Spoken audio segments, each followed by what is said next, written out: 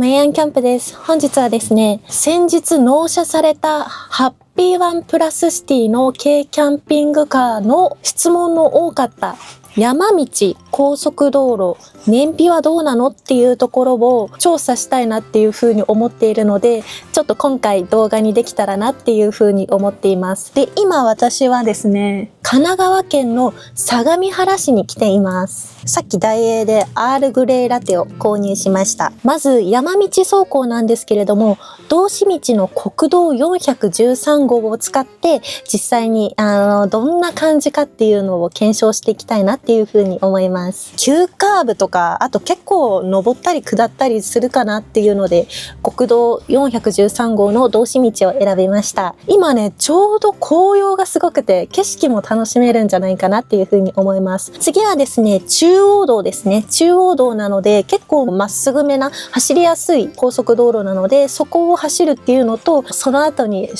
都高速道路ですね。首都高を走っていきたいなっていうふうに思います。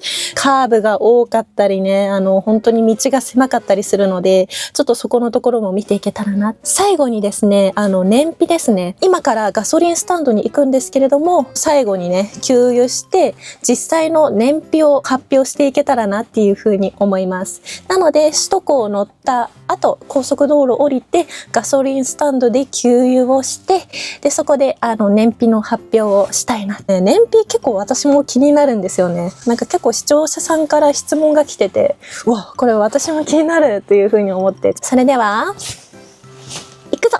ちょっとスーパーで買ったリプトンを楽しんで、まずはガソリンスタンドに行きたいと思います。ガソリンスタンドで満タン給油ですね。行ってきます。ダイエーのすぐ隣に本当はガソリンスタンドがあるんですけど、ちょっとやってなくて、なんかね、こういうところは結構私あるんですよね。行こうとしていたところが営業時間外でやっていなかったりとか、なんか休業しててやっていなかったりとか、最近あるんですよね。なので4分ぐらい車を走らせてエネオスに向かいます。ありました。これはセルフのガソリンスタンドエネオスですね。こちらでちょっとここ狭いけど大丈夫かしら。ちなみにこの軽キャンピングカーのガソリンの給油方法も映していけたらなって思います。それでは行ってきます。こ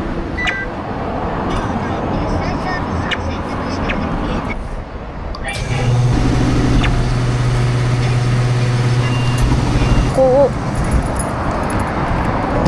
こういう風に開けて、扉がね固定されないんですけれども、外します。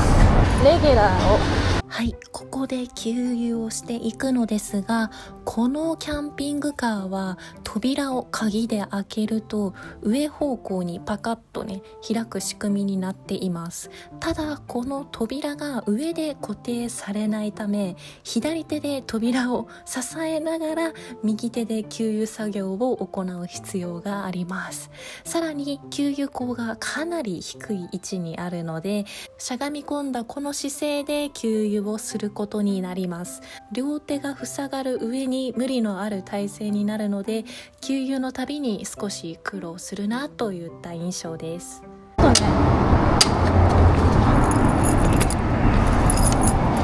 長押しして 0km にしたので、ここから出発したいと思います。自分もここをね利用する時が来ました。ここを厚木方面に左方向です。よし、行くで。これダイハツのハイゼットなので当たり前なんですけど、ミラーもねきちんと後ろ確認できますし、窓が大きいので視界がね良好でとっても運転しやすいです。でさらにこの電子ミラーもついているので、後ろもねめちゃくちゃはっきり見えるんですよ。とっても確認しやすくて申し分ないです。ただ後ろの箱です。箱の部分がちょっとねこういう風にもっこり幅が広くなって出っ張るので、こういう風にすれ違わなくてはならないこの道が狭い時のシーンでは注意しなければならないなっていう風に思いました。ちゃんとね空間把握能力を高めて運転しなければならないですね。景色良い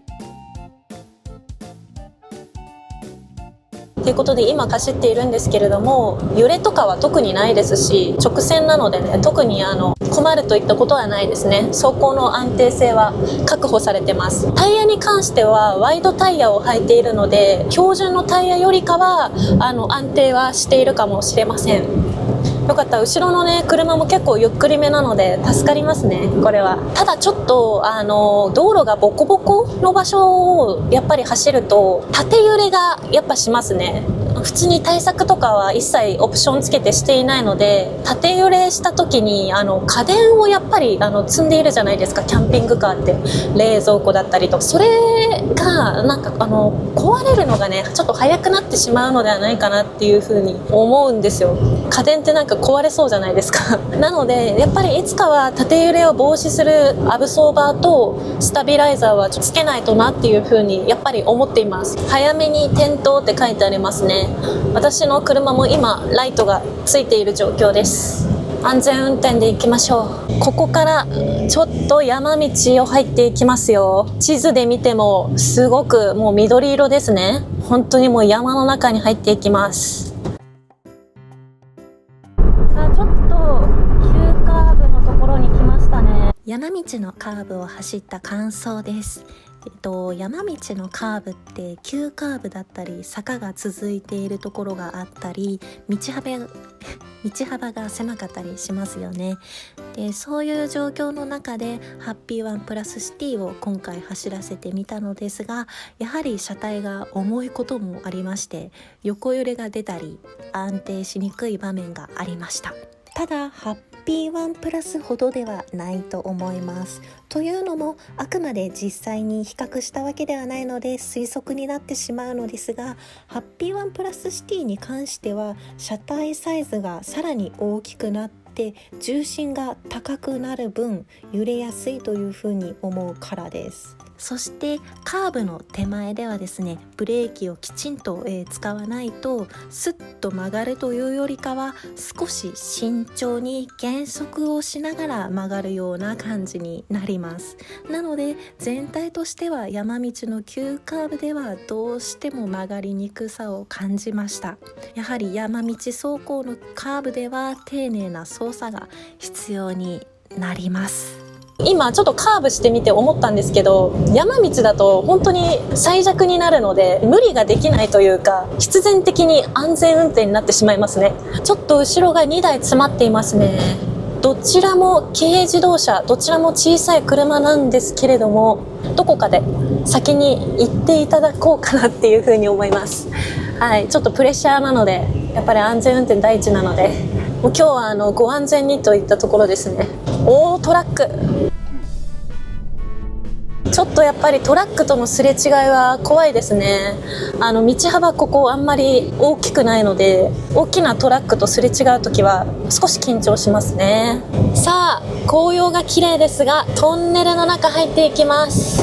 山道のトンネルに限らず高さ制限のある場所を通るときってキャンピングカーだったりハッピーワンプラスだと高さ気になりますよね。でその点このハッピーワンプラスシティだったら本当に安心なんです。というのも車高が一般的な軽自動車に近い高さに抑えられていて、大型のキャンピングカーやハッピーワンプラスのようにトンネルの上部に当たらないかなとか、立体駐車場は大丈夫かなといった不安がほとんどありません。実際ハッピーワンプラスのような高さのあるキャンピングカーになってしまうと、トンネルの高さ制限や立体駐車場などではどうしても気を使う場面が意外と多くあるんですよね。それに比べてシティは軽自動車ベースのサイズ感にやはり近いので、高さに関してはかなり扱いやすくて、高さ制限のある場所でもスッと入れる安心感があります。日常の駐車場や山道のトンネルも気にせず通れる、これはこの車ならではの大きなメリットだと感じています。カーブが多くなってきた。いやー、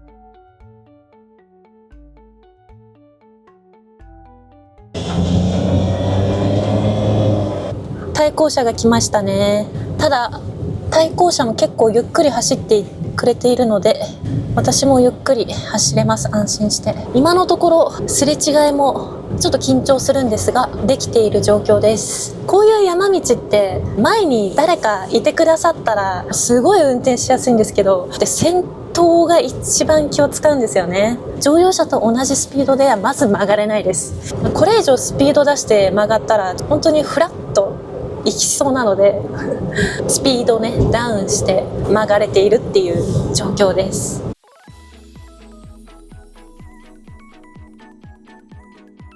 すごい紅葉。うわー、待って、楽しい。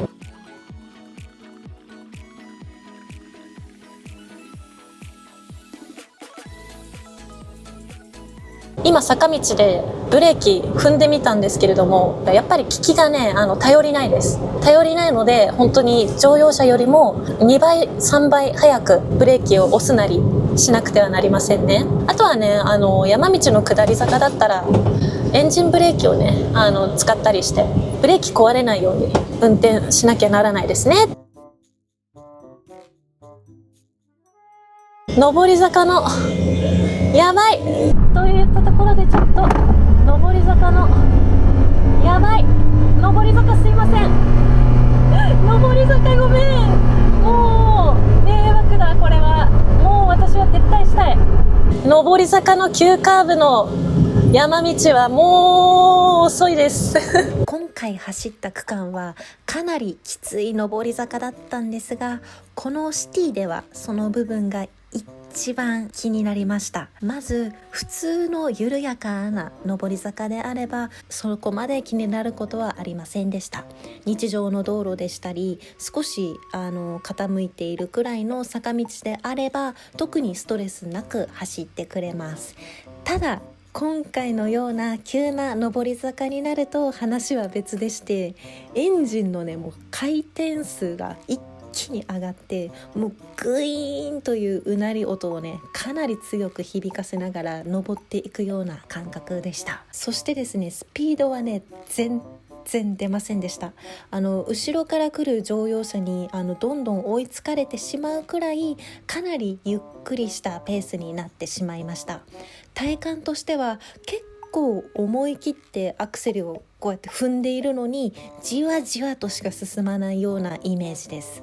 なので急な上り坂ではどうしても大きく減速する場面が多くなると思います。この点は正直デメリットだと感じました。そもそもこの車はターボがついていないですし、キャンピングカー仕様で車のね重さも重くなっているので急な上り坂はどうしても苦手なシチュエーションになります。あくまで安全に登ってはくれているんですが、スイスイね登っていくというよりかはうなりながら頑張ってなんとか登っているという印象に近いです。個人的にシティの中で一番大きな弱点だと感じたポイントがここの場面でした。設定した目的地に着きそうです。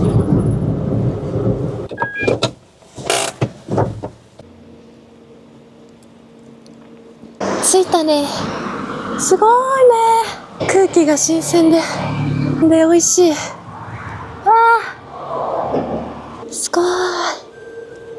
すごいよ。山一面が紅葉してる。ほらあっち側も。今ねここの駐車場に停めました。なんか吊り橋とか渡って遊歩道があるみたいですね。はい、それでは次はですね、高速道路の走行に行きたいと思います。走るのは中央道と首都高速道路です。計画としては相模湖インターチェンジで高速道路に入って、でそこから中央道で首都高っていう感じです。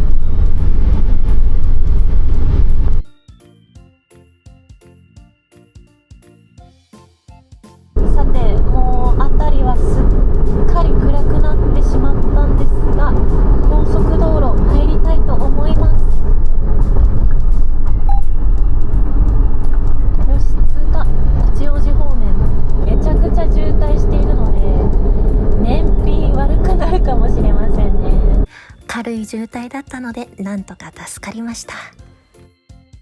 それでは圏央道から中央道に入ります。いよいよです。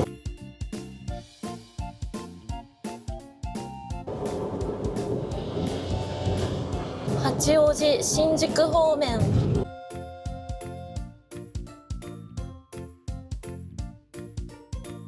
こういうね、高速道路の急カーブは山道よりやっぱり全然走りやすいですね。道路の幅も大きいし、対向車もいないので全然山道とは違いますね。合流します。加速はいい感じです。よし。で、今中央道ですね。ここは長い下り坂なのかな。中央道の中でもちょっと運転しづらいところかなっていう風に思います。長い下り坂でちょっとね、くねくねなんだよね。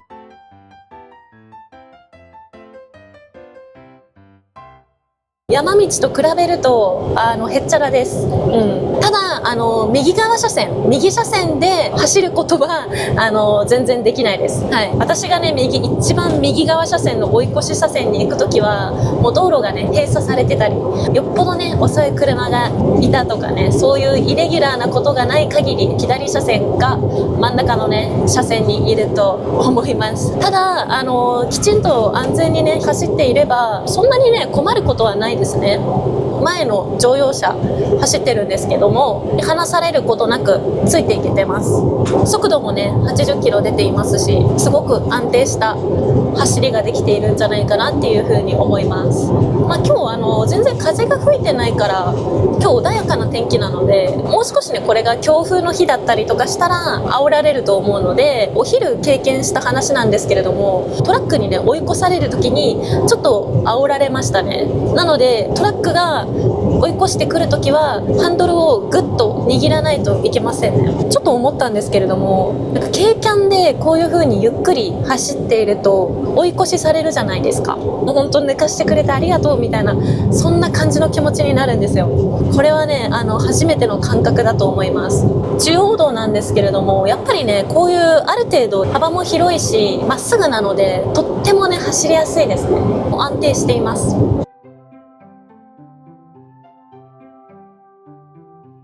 渋滞が来ましたね。この渋滞はまたまた燃費が悪くなりそう山道走って高速道路渋滞なので結構燃費悪そうですね。うわー、首都高新宿まで80分です。中央道はあとずっとこんな感じだと思うので、また首都高になったらお話しします。頑張るぞ今回の検証ねちょっと辛いんですよね。休憩もねきちんとして引き続き頑張っていきたいと思います。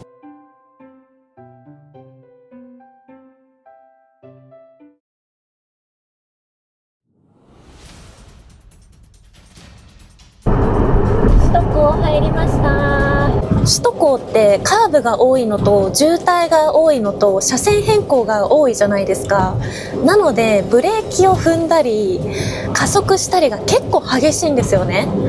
運転していて忙しい道路なんですけれども、ただ速度60キロなので60キロで走ってればね、そんなにカーブがあったとしてもこうやってフラフラね横揺れすることはねないですし、なので首都高だからといって困ることは特にないと思います。はい、さすがにでも代々木付近はかなり急カーブも多いところなので、とりあえず今新宿なので代々木まで向かいたいと思います。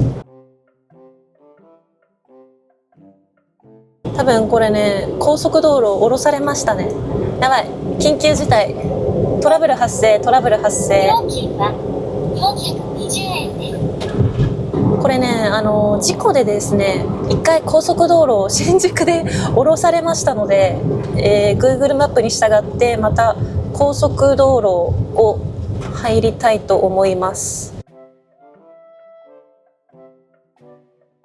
なんで Google マップこういう案内の仕方したんだろう。5km 先事故があるとのことだったので、もしかしたら道路が閉鎖されているか、もう話にならないぐらい混んでいるかっていうのどちらかですね。大丈夫かな、不安です。これ代々木のすんごい急カーブのところ行けないかもしれないこのルートだったら。なので行きに通ったので行っちゃいますと、首都高速道路の急カーブについてです。首都高は普通の高速道路に比べると制限速度が低く設定されています。そのおかげもあってか、急カーブに入った時でも思っていたより横揺れが少なくて、意外と安定したまま曲がってくれました。軽キャンピングカーというとどうしても背が高い分横に振られやすいイメージがあるんですが、シティっていうのもありますし、首都高のように速度が抑えられている環境ですと、わりかし安心して曲がれるっていうのが意外な発見でした。もちろんね、油断はできないんですけれども、首都高のカーブに関しては低い速度で丁寧に曲がれるので、想像以上に安定感がありました。ビルの広場にクリスマスツリーがありますね。綺麗。めちゃくちゃ繁華街だ。目の前が繁華街ですね。これは新宿駅南口。このバスがいなかったら私結構心細くてどうにかなってしまいそうです。新宿人が多すぎる。思わぬ展開になってしまいました。夜の東京都内一般道路を走っています。運転のしづらさはピカイチです。運転めちゃくちゃしづらい。やはりキャンピングカーなので車体の重さがある分、発進や加速が少しもっさりしているところがデメリットだなっていう風に感じました。交通の流れが速いこのような都内だと、状況によってはちょっとついていくのが大変だなって感じる場面が多々ありました。ただメリットとしては軽自動車がベースになっているので、東京都内の細い路地でもストレスなく走れると思いました。よし、ここまで来た。初めからついてるこのね、カープレイ、このナビは結構ね、使いにくいです。使いにくいと思います。ハッピーワン納車されてナビ買い替えますっていう方も多いと思うんですけれども、あんまりこれもうナビがね、もうナビではないというか全然機能しないんですよね。そこがデメリットでもあるので、きちんとしたナビに変更した方がいいかなっていうふうに思います。携帯の画面をなんかここに映し出すこともできるんですけれども、 Google マップうまく接続されないこととかも結構多々あるので、それが気になる方は絶対に買い替えた方がいいかなっていうふうに思います。あと地味に嬉しい高速道路とかのね、次サービスエリア、パーキングエリア何キロ先にあるかなっていうのも一切ありません。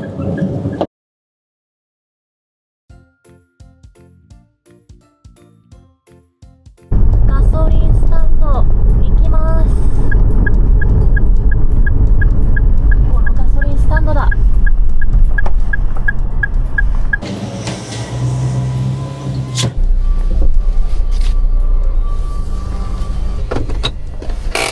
よし、115.4 キロ覚えとこう。よいしょ。いらっしゃいませ。給油する油種をお選びく。給油する数量、金額を。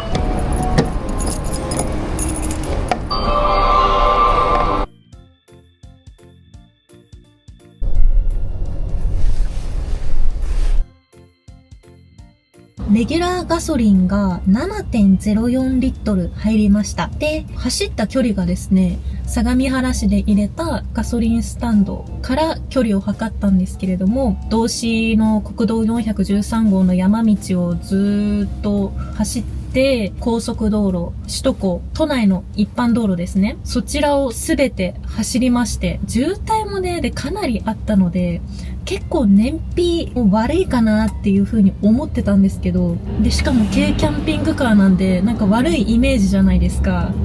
ですが、実際の燃費は、レギュラーガソリン1リットルあたり、